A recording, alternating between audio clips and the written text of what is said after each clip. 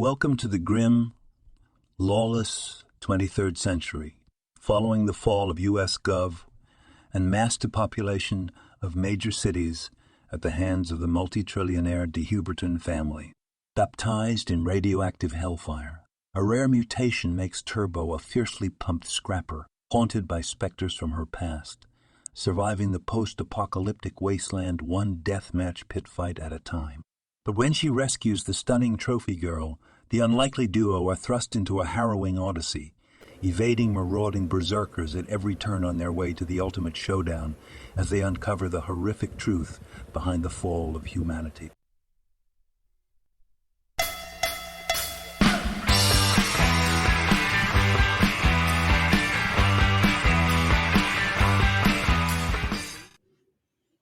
What's going on, Jade? Kurt's there. Welcome back, everybody. We have just been off for a holiday break, and it's 2024. So we are making our, we're starting our third calendar year. Yeah. I think we've only been doing, we've been doing this about 2 years, but not even 2 years, but No, we're in our we'll third be calendar. three. No. We're going to be 3 years in March. Okay. No, I'm sorry. No. I'm sorry. 2 years. We'll be starting our third year. Yeah, we're into our second year. You're right. Well, we're way into it though. We're way into it. We're making a comic book live on the air, page by page, bit by bit. We're going over the story. We're going over the art. We're right now we're finalizing our second teaser, which means our kind of like a sample preview version of our comic that we're making as we make progress. The first teaser is right there. It was the first 6 pages. It was home printed. This is the first teaser. Yeah, that's the first teaser right there. That was home printed and available only through us. And the second one is going to be double the size, 12 pages. Not quite a half a comic yet, but we're definitely making progress. We're getting through the story. We're getting past the setup into the action. And we are right now, I think we're just working on kind of like the covers, and there's going to be 2 pages of kind of like back matter stuff where we're going to have sketches and word descriptions. Because this is lo-fi, we did not do any pre-show speaking. So Kurt and I are going to discuss right now what I need to be working on, and he's going to discuss what he's working on as he's showcasing all of the original art for the second teaser. This is going to be pages 7 through 12, right? Yeah. Yep. But me. So I was when we last left off, I was finalizing this sketch for the back cover. And we are gonna need to fill in some title stuff here. Do Magazines presents Turbo Pitfighter, or else if this is just gonna be like promotional stuff, welcome to a post-apocalyptic bizarro landscape, blah blah blah, that kind of stuff. This sketch is the front cover. It's gonna say Turbo Pitfighter. This is gonna be teaser number 2, and so this was where we left off. I was finishing the pencils and handing it off to Kurt to do the inks. So I have a couple of things on the rundown to get to during today's episode. So do I. But in order for my hands to be moving, what do I need to be working on? What would be the priority? So at this point we are at, my place right now is I'm working on the 2 illustrations that'll be in the center spread. I've done the black inks on Mrs. Ike, and I'm now doing Mr. Ike. And then this is going to be, they're not going to be this big, but we got a new Turbo logo working on, so that could be something you're working on, like trying to come up with some new colors for them, for the logo. And then this will all be filled in with back matter story text. Now, you have already supplied me with the front and the back cover, which I'll have to be getting to inking after this, which I have started inking the front cover. And then the pages I just showed off, I have edits. We had gone through a couple episodes ago, and if not the last two episodes, and you gave me some art direction and feedback, so I have to go through and get that done. That doesn't mean it's all gonna happen online, on the show. But Right. you have the number one thing you have to do is you'll have to get over onto your fancy dancy iBook 1995 version and start working on your 1994 version of Quark to lay out all the text. So then once I get these inks all done, I can then start working on lettering for that. So you have a lot of verbiage to be working on. In the way of, I know you have a lot written about Turbo's past and things connected and interlaced with her world, which will be, cannon fodder for that center page. But the bigger part will be the 6 pages we need typeset through Quark. So Okay. that we can do a setup for you next week, where you're gonna kind of have your camera just shooting your iBook screen, and then you'll be kind of doing your thing, and then I'll just keep inking, and we'll just keep chatting about comics. Right. Okay. So yeah, just to correct if anybody's confused, it's a MacBook. It's a white MacBook, an old white MacBook that I use because I have grandfathered versions of Quark and Photoshop. Um, so yeah, because the text has not been selected. I mean, I have a lot written. And I'll probably tighten it all up, but inside. So let's talk about that because I'm just going to draw a turbo page while we're here. So and I will Sure. get set up for the Yeah, we next got a lot of episode updates to on the. do. I have a whole bunch of other updates I need to share with you. So, Yeah, but no yeah, problem. So just so we're keep. definitely making progress. I'm going to be working on page 18 over here. Um, Yeah, so let's talk about this episode. Let's talk about what the insides are going to say. Now, we're going to have some pictures, apparently, of Mr. and Mrs. Ike, who are characters that are coming up later in the story. Mrs. Ike is not a major character. Mr. Ike will be a supporting cast member throughout the rest of the book. And you're just drawing the very first picture there, although you haven't worked on his face yet. He looks like a little kid. He's gonna have a, he's gonna be an older gentleman, I would say in his 40s, maybe late 30s or 40s. So there will be some history with him and Turbo, and of course he's gonna have the little veins all over his eyes, and he'll have bags and wrinkles and freckles and all that kind of stuff. This sketch is going to be a lot more. It's going to show him to be a lot more older. Um, but yeah, he's a mechanic, part of the Mechanics Guild. The what do they call it? The Mech Tech or something. And I just had a character sketch of him, and so we're using that as a little preview inside the teaser. But what do we want to talk about? I mean, we could just have a caption underneath his photo saying, "Stay tuned for the introduction of Mr. Ike." An important supporting character. He will be he'll be in the next teaser. No, will he be in the next teaser page? No, not yet. He won't even No, be in the no, next no, no, teaser. no. The next He'll teaser be at 6 pages is literally just all battle. It's just a road. It's a Mad Max road rage battle yeah. between. So yeah. So Mr. Ike is so he's like things to come, and Mrs. Ike too. Um so I don't think we should spend too much time on the teaser. What I think I'd like to use is I'd like to introduce the timeline and and then that of course would plug the what do you call it, the installments. So there's a Substack that's just building up right now, and it's going to be installments of text only story. And I have done another one.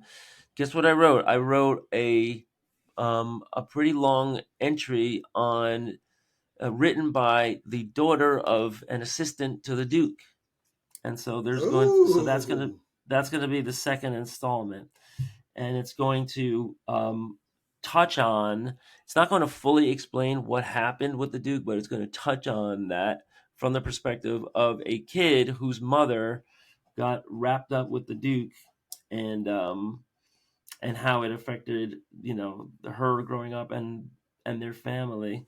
So we're going to get a little backstory on the Duke. I could give the introductory blurbs for that in the Turbo comic. Um, and then also just kind of like I think what I want to do is some timeline entries. So I'll have like a year and then a little paragraph about what happened that year, and then another year and another paragraph, and it'll kind of explain the downfall of society and how we got here. Um, and I don't know. I'm still thinking about it. What else? Because Well, we there's could going to be also plenty of talk space. about us. We could talk about us. We could talk about the Turbo Pitfighter podcast, and not only that we meet every Sunday to work on the comic book Yeah. together, and we're the only YouTube channel or podcast that we know of that have two fools working on the same comic book at the same time. Not trying to frustrate the hell out of each other, but the that, and then Yeah. we do comics influence. We have the indie comic exchange, so we have a lot. You last episode, you did announce your Substack, and we'll have a link down in the description for that. And that was me pushing you to get all of this stuff that goes on in your head by storylining in these bulky chunks that might not even be just in Turbo's world, up there and out there, and people can check it out and read it and get teased and teased on it. So that the center page here is really just that, in the same design vein as what you did on this punk rocker flyer kind of Right. angle on the back of here. So when you zero in on this, because it's so graphically centric, it gives us about the crumbling of in the apocalyptic wasteland. And to our YouTube channel, this QR code will be in there on this, as well as the Doom magazine logo. People can scan that and then jump over to the YouTube channel 20 years from now, when these things are moving around at in the secondary market at least $100 a pop. So we do have a lot. I just have the greatest concern right now in steadying our ship directionally for the next, let's say, 4 weeks, to really be at launch point for the next teaser.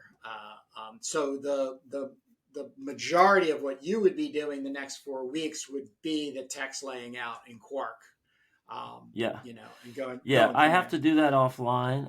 I can't do that live. So that's going to be my homework for next episode, is to have a whole bunch of text ready to go in, and we'll format that live on the air. People can see copy fitting, and people can see how I guess things get arranged in Quark.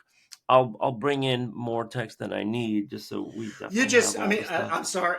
We did talk about you just doing screen capturing, and then I can edit that in as we kind of choose in post editing. So that, I just want to remind you that you can still get some video content that we can show people how crazy it is with Quark, and the text that we're we're still dealing with that's 20 odd years old, Yeah, well, that's what I'll be doing live on the show next episode, right? Okay. I know Yeah, you yeah. made a mention that you would do something offline too. Yeah, offline. Um, I'm just gonna get all the text ready. oh, okay. No, I'm sorry. I yeah, because I misunderstood. can't talk. I can't talk and do that at the same time. But I'll have all the text necessary ready. So what Kurt's talking about is that back cover, which we did like a punk zine style, is going to now be the center spread, and the back cover this time is just it's a big picture, and we'll just have like some title graphics, and there won't be too much explanation there, right? Because Yeah. Kurt, you're going to be inking that back cover and giving it back to me with those two little spaces for Yeah. some display copy. Yep. It is just the figure, the bus, and the bike. You can art, and then hopefully it's not that light, but I have it. This is Yeah, the well, $10 I have it opacity. here. So Yeah. I have it Because where then it it's does red. give you've got three spots to put in something. And then we post-op lay that in post production. Right. So I have some space here for some text, and then this whole side is going to be text. It'll say Turbo. It'll say Do Magazines. Do you want a QR code on the back cover? No, I don't think we need one. I mean, this, like I said, will have that. Maybe even up here we have a QR code and the Doom magazine logo. Sorry, the Doom magazine logo, and and try to fit this into like a nice sweet bar. So this would get kind of compressed up, and then this would run text, and then this illustration, and then this illustration. So, Uh-huh. but when we get there, we'll be there. I mean, my goal is to get these out to you by next week, so you at least have them in your mitts. All right, so yeah, this could be a nice promo page then that we might even make prints of. It'll just say Doom Magazine presents Turbo Pitfighter, and then and we'll have a little bit of information here, whether that's Turbo Teaser number 2 or join us every Sunday on YouTube or something like that. Yeah. Um, Yeah. so that is once the inks are finalized. Here's the front cover where we got the masthead. We spoke about that. So here's what I wanted to show you new and all of our viewers. This you spoke about the first installment of the Substack, and the feedback that you gave me was put in some illustrations. And if you remember the first story, you said you read it. The first story was the coming of baby Esoterra and how her parents came into possession of her, right? Because there Yeah. was some kind of like unexplained phenomena, supernatural phenomena, which I haven't even figured out yet what it's going to be. But I love it. but they were led to this kind of like address, and when they got there, it's this decrepit like shanty apartment. And as soon as they got there at like 4 something in the morning, the teenage girl inside met them at the door, handed them the baby, and slammed the door and said, "Hold her. I'll be right back. It's an emergency." And they were like, "What the hell?" So this is when the mom is standing outside the door. So I did start making a sketch, but I'm ready to launch the first installment as soon as I get a couple more illustrations. I think you suggested that I have like 2 or 3 different illustrations Yeah. scattered throughout this. But to clarify, it wasn't illustrations as much as it was like sketchy doodles, like spot sketchy doodles.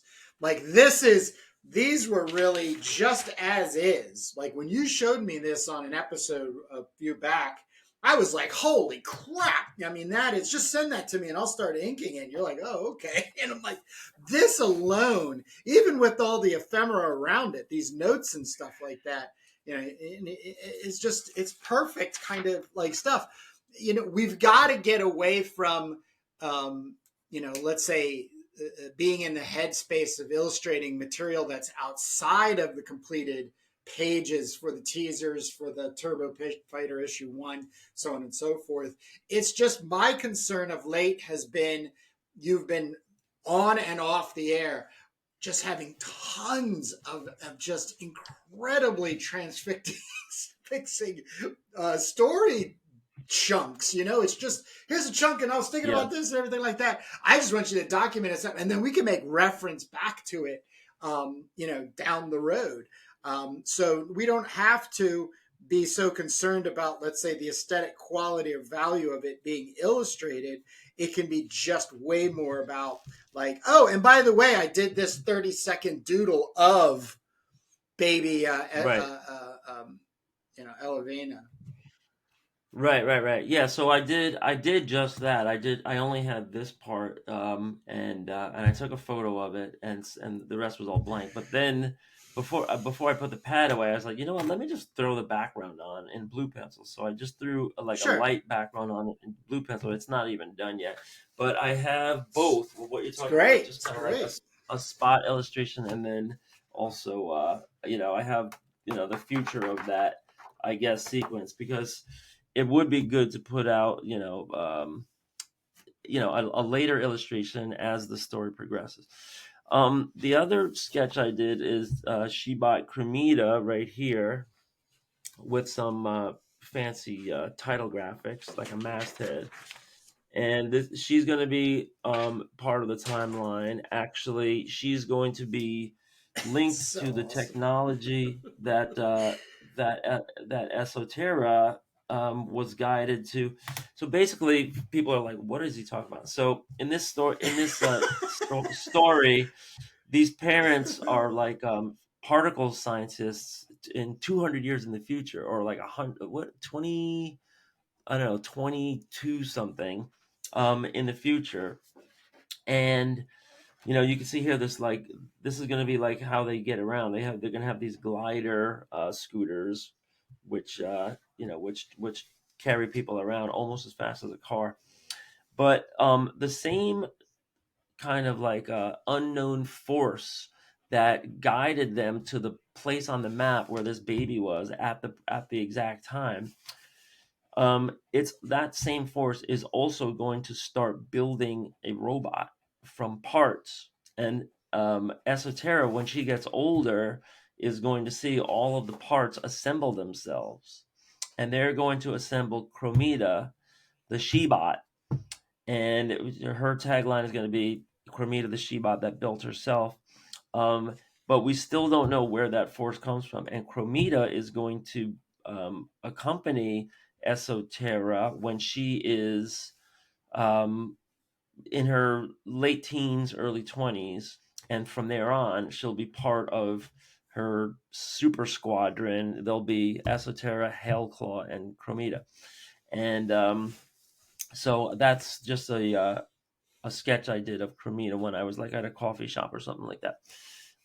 This is a sketch of Wing, which is B-Movie She-Devil, so I don't want to take us out of the sci-fi timeline, but just since we're just doing show and tell, I did this poster for my band's next show, and I just posted this on the website vonghouls.com. This is going to be our February 10th show, and it's going to have a band called Fug It, a band called Furia, a band called Bulletproof Heart, which does 90s covers, and this is my latest black and white poster. I gave it to the guy who's the guitar player, who's the bass player who's organizing the show, and he said, "Jake, he goes, it's your usual, but how come you didn't color it this time?" And then I just like, why didn't I color it? So I don't know. I might still color it, but for now it's online as a black and white, and so now it's time to like run off a whole bunch of Xeroxes to promote in the neighborhood where the show is, and then I might get around to coloring it between now and the 10th. I'll see. So that I think is bringing you up to date. I do have some other sketching I've been doing, but I think that's all. Oh, I just lost my camera. But I think that's all I prepared for show and tell. So your turn. Oh, wow. Mine's more in the shape of questions. Okay. We're re-engaging our Indie Comics Exchange. So at 12:30 today, we will be having Eli Schwab from Cosmic Lion Productions. He'll be kicking us off this year. We will then next week have. Actually, let me show off some of these goodies that Yeah, we're going to plug dive Ola. into.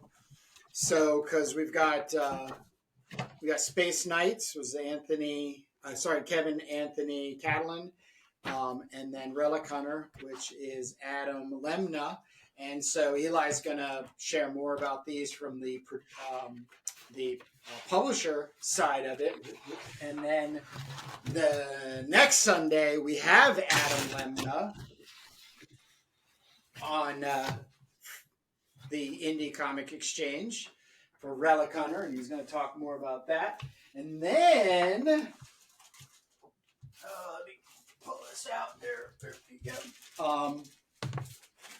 We have Roland Mann, who is the guy responsible for Cat and Mouse with Mitch Bird from 1988. So we've been chasing him around for pretty much half of 2023. So, it's always scheduling and getting the time in and stuff.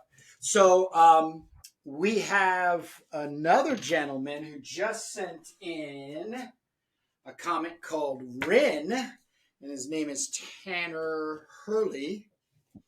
Yeah, I got those. And yeah, he sent you copies as well. We're going to take a break. This year, I don't want to really, really overdo us. In every Sunday being, kind of all over the place. So we'll take that following Sunday off, but I have here, I'd like to reach out to him and schedule him for, where is it? I have February 4th. So I'm going to reach out. Do you have any objections? Can you check your calendar real quick? Stuff. Yeah, no, I told you. You already asked me what I have coming up on Sundays. I don't have anything on February 4th. Nope. I don't have anything on any Sundays.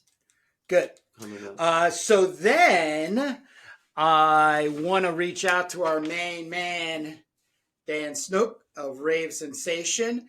And I want us to find a comic book, the three of us to agree on, to get each of us get an issue of. So we can then have an episode where the three of us review that comic book together. Now, here's the rub.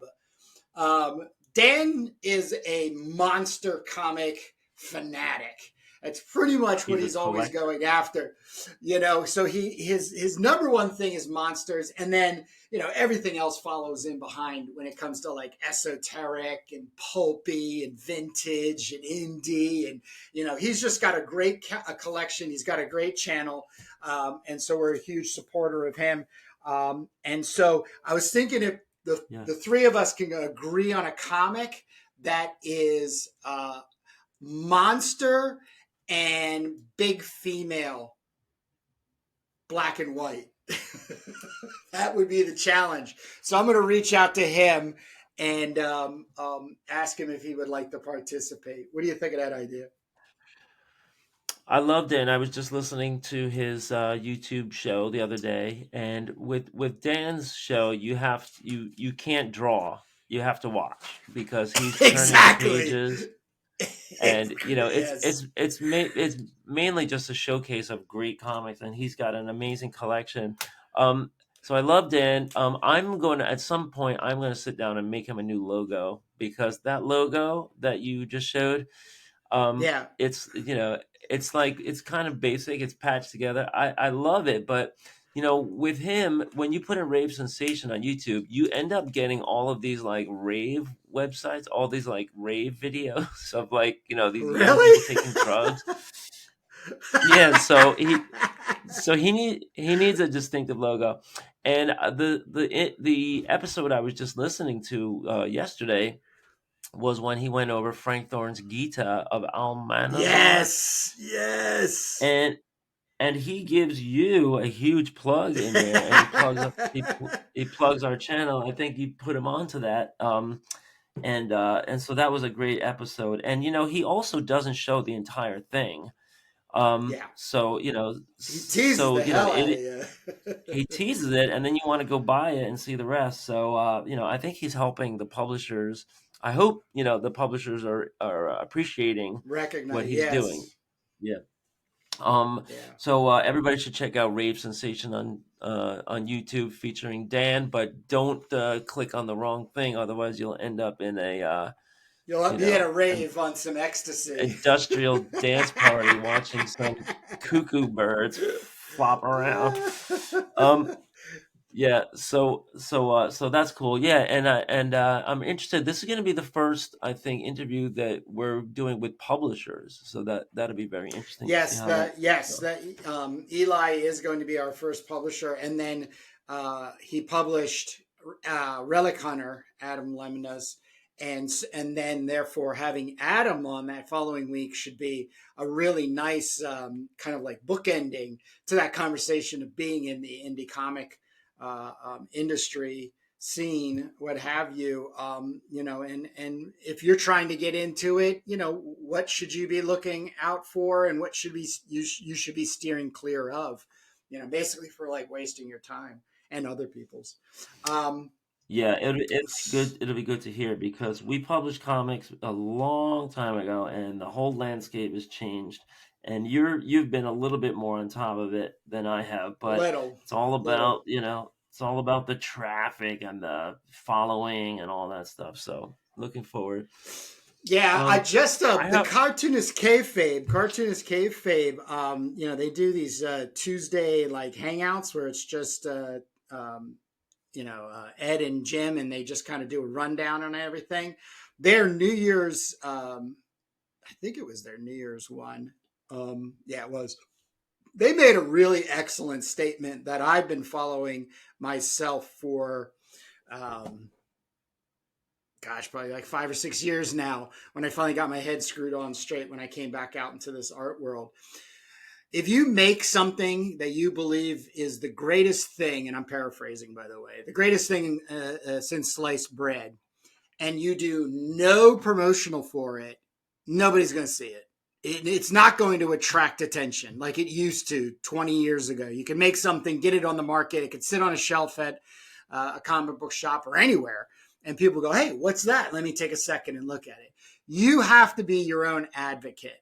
You have to be. You've got to be out there hustling in the way of promoting yourself and what you do and who you are and how you see things, and also try to your best to align with people, in the industry that we're in, which is indie comics. But even there, it starts getting a little dicey because the indie comic market is not that big, and I think cartoonist kayfabe also sort of illustrates that well because they have yet to hit 100,000 people. Now, I'm not saying there's less than 100,000 people out there interested in indie comics because, this is gauging on followers for YouTube, but it's still a pretty damn good gauge to see just how many people you are dealing with. And then if you're dealing with something like we're doing, post-apocalyptic romance comic, black and white, now that 80,000 or so starts narrowing down, and you just want to get in front of those people. yeah, So we're doing our best to be a part of the community, but we're also looking for the people who are aligned with us, and we're aligned with them. So it's pretty and exciting. the other piece of that that's really part of the modern landscape that wasn't around before in this format was the crowdfunding sites. Yeah. I didn't realize, I was listening to some podcasts about people that have been doing, Kickstarters and Indiegogos, and there's another one that you turned me on to the other day just for comics, and I was not aware, but a major portion of the comics that come out today start on crowdfunding sites. Yep. I don't want to say that, I don't want to say the wrong thing, but I think the guy said 40 to 50% of the comics that are coming out are are Kickstarter. So that's where people are getting them, Yep. and people are also getting in on the ground floor. Now this is similar in a way to the way it used to be. The way it used to be is that comic retailers would pre-order, and um, based on those orders, the creators would then create the book and print the book, and then sell the book. And it was based on those pre-orders that they were able to to justify it, because they're like, okay, I'm going to get X amount of money as soon as I deliver this book. I know that we have sales. Um, so this is just doing that, but going straight to the audience, right? You're skipping the Yeah. retailer. The retailer used to be the middleman, and now the retailer's still in there, right? There's no reason why a retailer can't, be part of a crowdfunding thing and get like, a bunch of special, edition stuff to sell, Was that for like 10 incentive? bucks. The incentive, like if they order Right. There's 10 all, copies, they get a special cover copy to then sell, which you got mixed up with on the Fire and Ice for $7.99. right, right, right. And I'm probably going to regret that. I'm probably going to be like, oh Yeah. man, I should have got that. But yeah, so now you have the retailers in there, and you also have the end user in there. And I think comic community people realize these are artists that it's tough to survive in this economy, and they need some support in order to make the comic in the first place, or if they have it made, to get it printed and distributed and mailed and everything. So it's a really big part of the scene now. So I want to throw that in there, because it isn't like these publishers are the gatekeepers that they once were on the indie scene.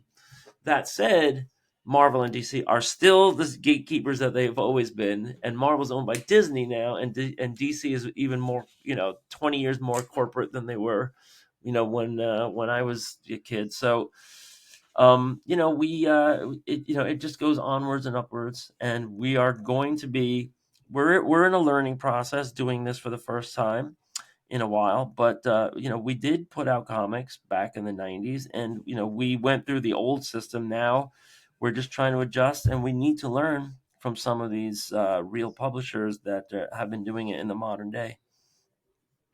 So Yeah. that'll be good coming up. I have I have a rundown item here, and I don't even know what I meant by this. So this 2 week break has brain fogged me. But the ones that I do understand here is, I have a note here that says capture speech. I want to go back to something I read on the air that you then sent to me in a little audio file. And I was wondering if we do a segment at some point in the future where where I sent you like an installment of a Substack story that's related to Turbo, the prequel to Turbo, and you and I are planning to discuss that. I'm wondering, you mentioned that the technology now is such that you can capture the speech and turn it into text. Yeah. You could do Right. it with So Riverside. You could do it with Riverside. right. So if you and I, let's say we're finished with the teaser and everything, and we're just drawing some pages, and then I say, "Hey, Kurt, I have this thing I'm planning, plotting, whatever, scripting, Yeah.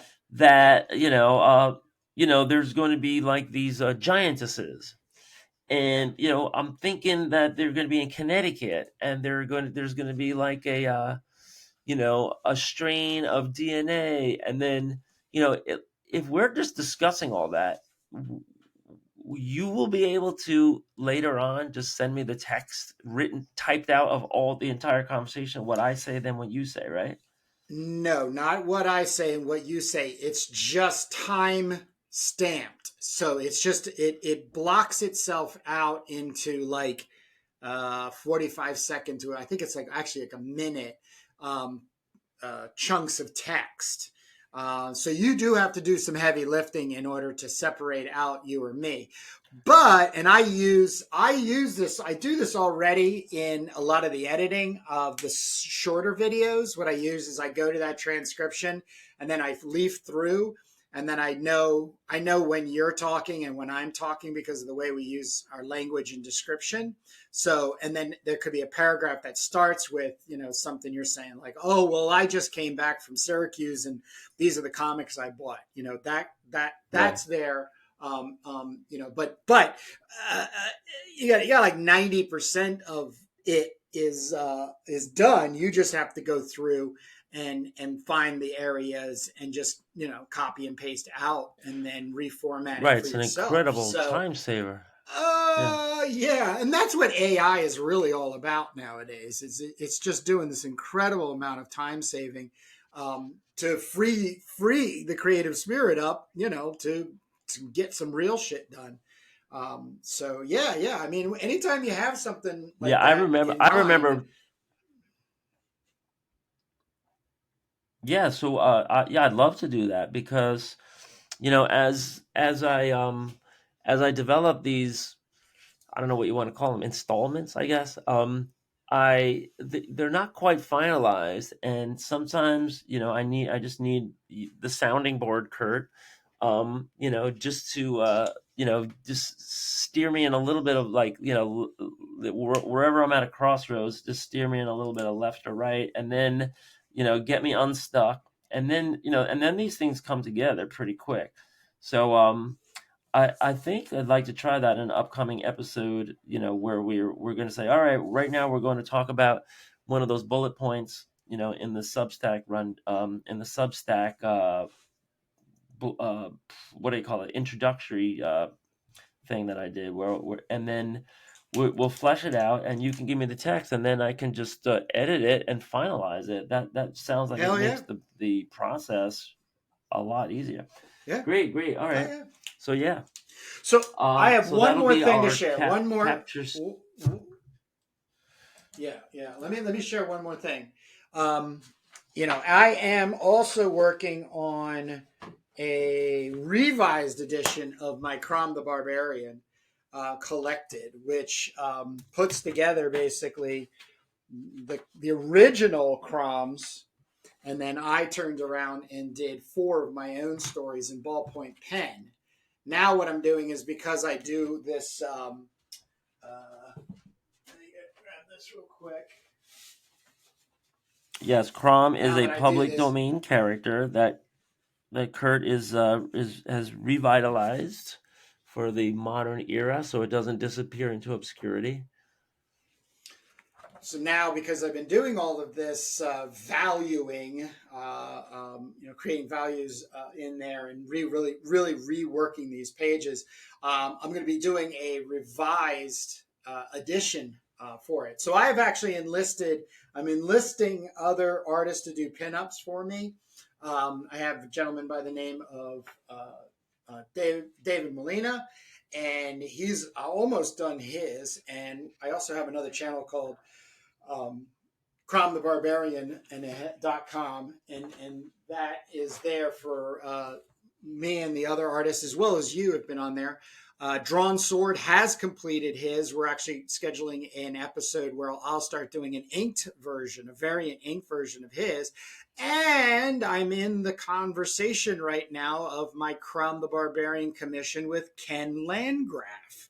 So Oh, I'm pretty nice. excited about that. He's pretty excited about that. He's been bouncing back a couple of things. He just did a commission for a guy in France of Conan the Barbarian, so he was feeling like he had some good inspiration there Yeah. and everything. So I'll be giving more updates just in quick about that because, like I said, I was approaching him outside of his eBay commission. So I am paying more because I do want the rights to be able to print the material. So we did come to an agreement. So I know Right. And you to be are clear, thinking if of us somebody, getting.